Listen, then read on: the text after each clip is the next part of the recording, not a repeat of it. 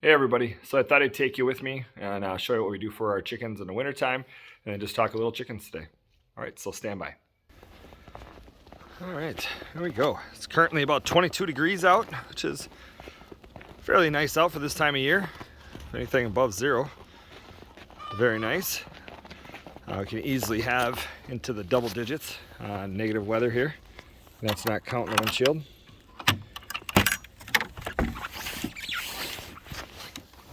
Sorry guys, I'm kind of slipping and sliding here a little bit. Lock this gate real quick.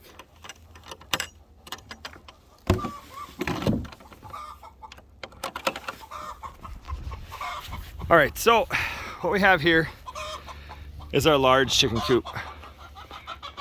So it's an old dog house, multi-dog house when we moved in a few years ago. And we converted it to a chicken house. It's like an 8x8 shed, basically, with two big runs. I have tarps up, and that's just to try to keep the snow out from the runs a little bit. These chickens do free range too, all the time. I usually leave the doors open. But if we're gonna have some crazy weather, I usually coop them up. No pun intended. Little dad joke there. Anyway, but that way because they're not gonna really come out anyway all that much, especially if it's pouring or raining or if it's snowing quite a bit. They won't come out. We're gonna be getting supposed to be getting in the next few days up to 18 inches of snow possibly, so we'll see. So fun. So anyways, I don't have a tarp on this side, and that's just because I didn't put one there and just kind of got lazy when it got cold, and I just haven't done it yet, and I probably won't do it. But this particular side of the run is where I keep their feed. Okay, I got a couple little pecking blocks there, a couple little dusting bass, which they use, but a lot of times it gets frozen, because it's soil, so soil kind of freezes. So, but when it warms up, they'll start using it and stuff. And especially the other day, we had 40 degrees. It's weird. That's how we get 40 degrees and then super cold. One thing I like about this particular feeder is those pipes on that. They go. I'll just show you actually. Here we go. Let's take these off. Excuse me, ladies. I'm just gonna show everybody something here. But they go in and down. You see that? As opposed to some that just go in, kind of more straight. Goats, I have goats, so sometimes goats, obviously they like grain, and so sometimes they'll try getting in there, and if they can get easy access to it, they will. This particular feeder has stopped them. Hello. This particular feeder has stopped them from that, and it's also because I put the blocks on top and then I wrap it with a bungee cord usually. But it doesn't prevent them if they want to tip the thing over, but they haven't done that yet. I know some people have goats. Everybody's got a different experience. My experience is, excuse me, this has worked very well. The thing is, also, right now, I lock this side up. Not that a goat couldn't get in from the other side of the run. I don't know if you guys see that. Yeah, that's one side. I have the exact same thing on the other side for them to get out, and then I leave the gate open on that side. The goats are all bigger now, where they couldn't get through that opening on the other side to get into the coop. But a lot of times I keep the coop open. In the nicer weather, I keep the coop. Hello, hi little one. Yeah, hi. How are you? You got a straw in your mouth. Yep. In the nicer months, I leave these wide open, and I usually don't put food in the feeder. I throw it on the ground for them right away in the morning and expect that they're gonna run all around the whole property and eat all the chicks up for us. Hello. How are you? Hop to it. There you go. There's the goats. So this is the other side of the run. This one has more like the ladders and things for them to stand on, little podiums or little platforms and stuff for them to hang out on. A lot of times they will hang out in here too. So that tarp faces north, so that's why I have that tarp there, like I was saying earlier. That really helps for them to stay in here. I do get some snow still, as you can see, even though we're facing south. It's coming down just all over right now, to be honest with you. But it's a light snow. But this run, I usually put in mulch, and I change it out twice a year. I change it out once the spring hits and it's all unthawed, and they're selling mulch again, and I'll throw it, and it's not frozen, and I'll throw a nice new layer down, and then I'll usually about October-ish, I'll take it out, put a nice fresh layer down. This is just kind of a mixture. It's just compost. It's kind of like a deep litter method. You know, I can't really I'm not really throwing any mulch down, but every once in a while I'll maybe throw some pine shavings down in here when it's not snowing, because right now snow getting here isn't going to really help it. So, but every so often I'll put some of that in there as well. I don't know if you guys can hear that, but that is our guineas. Oh, that's what guineas sound like. You can hear all that noise in the background. This is a goat house, but the chickens like to hang out in here too. Those a few guineas. We started out with 9 of those, and we're down to 3. Yes. What happened? I don't know. Well, guineas are fun. They eat a lot of ticks. I think I read that they eat about 1,000 ticks a day, and they're awesome. They go around the whole property. But I will say the other side, they're dumb. You know, I mean, they'll run into a wall more than another type of chicken will. They're just kind of a stupid bird. But then again, depends on what aspect of them you're rating, right? I mean, they're very smart as far as getting insects and bugs, and they'll go after snakes even, and all sorts of stuff. So, hello. Guess you guys are hanging out in the goat house for a little while. Oh, well, that's because they're eating some of that grain left over there, aren't they? Why didn't you guys eat your grain? And these runs are about 11 feet long by about 8 or 9 feet wide. So they do the trick. You know, it's not perfect. I know you need so many feet, but these chickens, 99.9% of the time, are free ranging. So, other than bad weather. So I'll show you what I'm doing here. I had some doors that I have. I'll show you. Those are over there. If you can see them. Oh, sorry, I just about slipped on this ice. But there's 2 of those doors. And the problem is, as you can see, this slants down. This is our barn / detached garage / workshop. We used to keep the goats in there, and now we only got a couple stalls in there. But anyways, it slants down. So snow off the roof comes down, that all melts, but just the snow in general just melts at an angle, and then it gets in front of this door. And when I had those doors on there and they open up, it just was a pain. I would always have to use the axe pick and chisel because it would melt, and that would freeze and melt and freeze. So I came up with kind of a different idea. I actually just kind of did it today. This tarp I just put up today as well. Try to keep out because we got a lot of snow coming, so I wanted to try keeping that on here now that this is going to be more open. I'll give you guys an idea what it looks like.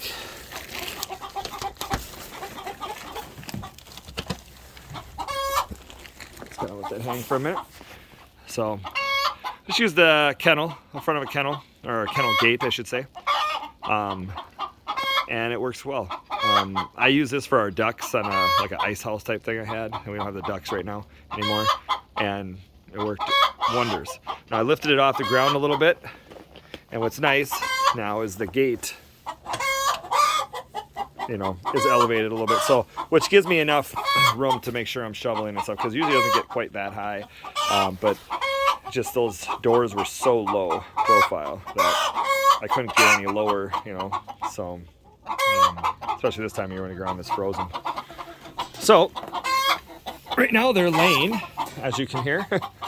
And people say that roosters are louder. I don't know about that one. I did just throw a layer of pine shavings in here. Same thing with this, just like the runs. I do this twice a year. Come out here like in October and in spring. So, and a lot of times in the summertime, sometimes I might clean this out a little bit better if it's starting to get kind of nasty looking, or if I got behind on it, I might just clean it out real quick, or if I want to have a little bit more, get a little jump start on some compost, you know, some nice manure compost. So, I used to have, well, I still have it. I had a Hen Gear, one of those nice stainless steel nesting boxes. and they're awesome. But the problem is when these guys stop laying, like in September, like a lot of people are having problems with, all they were doing is going in it and pooping in it. Well, it's so hard. I don't have my pressure washers. I don't have any of my hoses. So it freezes. Okay. And so it just gets messy and nasty. And plus it's not as natural as I'd like. This is kind of more of a natural feel for them.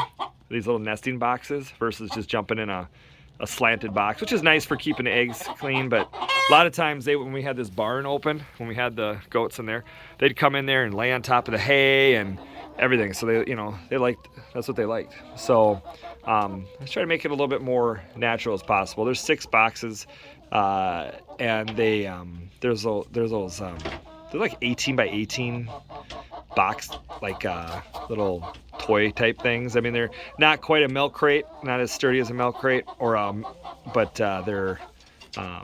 they do the trick. And then what I did is I put a tile. You can see the eggs. Oh yeah, we got some eggs in there. I have a tile under there. Just a stone tile. Some extra stone tiles out in the garage. So I have one of those in each one of these. So that way I can just take it out and clean it. Much easier to clean. And yeah. I'm more of a fan of the pine shavings as well. I'm not a big fan of the hay. For one, the goats if I leave this open, the goats will come in here in this bigger area and eat the hay. They can't get out the doors, as you can see on the side over there, because they're pretty low. And there's another one over there for the other side. But they will come in this bigger area because I leave it open, and they'll start eating the hay. So it's kind of defeats the purpose of it. So I think I'm gonna just stick with pine shavings. Slowly kind of transition them back to that. I will say something, guys. As you can see, several weeks ago, we switched our feed to a local mill. We were giving Sprout, as you can see, a lot of Sprout and different things that we've given the chickens and the goats, and might be even a couple dog foods in there too. I don't know, but got that idea online. Somebody said, "Hey, what can you do with bags? Use them as kind of like wallpaper in your coop, and they can just rip them off as they get dirty and put some new ones up." Whoa, that was an action shot, huh? So that was nice use of them, and I'm still not know if I like it. Obviously, I don't know if it's cool looking. I don't know. Tell me what you think. I'm not sure. But as you can see, I'll show you real quick. Get back on that. Poop gets on it. It's better than your wall, especially on these panel board walls. You just rip it off after you can scrape it, and once they start getting too old, you just rip it off and reuse your bags, because you're always getting bags of food, right? So, right, ladies? Right. So anyways, we switched feed because we were using the Sprout. I know a lot of people were talking about the Tractor Supply Purina thing, but we used the Sprout, and we were having the same problems. And all of a sudden, we sorry about that. I heard someone honking on the road. So I don't know if someone's trying to say hi or what. But when we switched, about a week later, noticed these guys giving us an egg. Our Silkies were giving us one egg every 3 days, but on any feed. But then all of a sudden, I switched the feed up, and when I did that, like I was saying, these guys got one egg. A few days later, I got 2, then 3, then 5, then whatever. Next year, I'm up to 8. I got yesterday, you guys, after a couple weeks, we're up to 3 weeks maybe now, or almost 3 weeks or so of doing this feed. I had almost 20 eggs. It's the middle of February. I've never had that. Now, be nice, be nice. They're trying to lay in there with each other. But 20 eggs yesterday. That is just crazy. Yeah, you liking the food? Now, I will say what I mix with the food is I just use a mash now. I wasn't a big fan of mash, but now I'm using it because it's what the local mill sells, and that's what worked. I think it worked, because I was mixing in the other feed I had. I'd do the pellets, then I'd mix the little cracked corn in it, especially in the wintertime here. Sunflower seeds, little brewer's yeast, Brewer's yeast is nice because if you do brewer's yeast, then you know, you can use it for ducks too because it's got that niacin in it. Okay, usually adult ducks, you know, you gotta feed the baby ducks something, not the pellets yet, just like the chickens. You know, you gotta get that kind of that crumble stuff. But hey, yeah, it lets you use it as a multi-flock type thing. So yeah, brewer's yeast, and then diatomaceous earth. And you know, I was at, and it did its wonders. I mean, and what I'm doing is that for a 50-pound bag of feed, I was doing, you know, a couple little scoops of diatomaceous earth, probably about 4 cups of 2, 4, 6, yeah, about 6 cups of sunflower seeds, about let's see, probably about the same in brewer's yeast, and then the same in corn. And tell you what, it's a high protein. It's definitely a high protein, especially with that brewer's yeast. And they seem to be doing good. Their eggs are fine. Eggs are nice and solid and strong. But this is crazy. Oh, as you guys can see, the goats got in here. And I actually think they just proved me wrong, you guys, while I'm on camera. Did you guys get through that door? Yes, you did. You did get through that door, didn't you? Well, that's why I keep those blocks on it, because hopefully they won't knock it over, because, yeah. So, let me retract. Goats can get in here still, even the large size, because these are Nigerian dwarfs, so they are a smaller goat. So speaking of doors, let's talk doors for a minute. So I use, especially in this climate that we're in, I use a pull door. You know, just with a pulley, a rope, and then I tie it off. And usually when I don't have so much, when I'm able to clean this out, I will shut it. But it's so compacted now, and I just lock that other side of the kennel anyway, and so haven't had any issues with predators getting in that kennel. Except one time, but that was during the day and when everything's open anyway. So, but what I like about these doors is they're weatherproof. Okay, I've had the automatic doors, and we get to the negative. Oh geez, negative. I think when I had it before, it was like negative 20 without the wind chill. And excuse me, I'm trying to talk here. Negative 20 without the wind chilled, and that I had a chicken guard, the premium, you know, the one for the extreme weather, and that thing was, you know, acting all goofy and going haywire. And the problem with those is when they don't work, you can't get them open. So what you gotta do is you gotta manually pull it up and then just tie off the rope. What's nice about these work no matter what the weather's like. Okay, so something to think about. You could have them as a backup. I originally made them as a backup, and then I had the automatic doors, but I just got sick of them with our extreme weather, you know, not working. So, but in good weather, they are awesome to have. Oh, let me show you something. See? Oh, she's yelling at the rooster. This particular rooster was born here. You know, he's a Rhode Island Red mixture with something. We're thinking maybe an Australorp, you know, one of those ladies right next to him, or something else. But he was born here. Beautiful, beautiful rooster. Oh, almost slipped again, guys. So come on over here. And let's show our silkies. This is used to be a playhouse. I think I bought it for like $100. The guy had a rooster in it, right? And he didn't really do, all he had was a small door on it. But then I kind of converted the outside here, made it, put the hardware cloth on it, put a roof on it, put the door right here, new door on the outside. We actually made a side door here as well. The reason why this door is open is just because I got this cable coming out of here right now, but nothing can get in there. It's actually pretty snug where nothing super small could pull that open. But it's snugger than you think. So, but anyways, we'll go in here and we'll take a look at the silkies. Oh, you guys are getting water. Oh, I put too much. That's the problem when you put a new layer down. When you get a new layer of pine shavings, they kind of just put it all over the place. And then your waters get full of it and they clog up their waters. Should just raise the water up, right? That would make sense.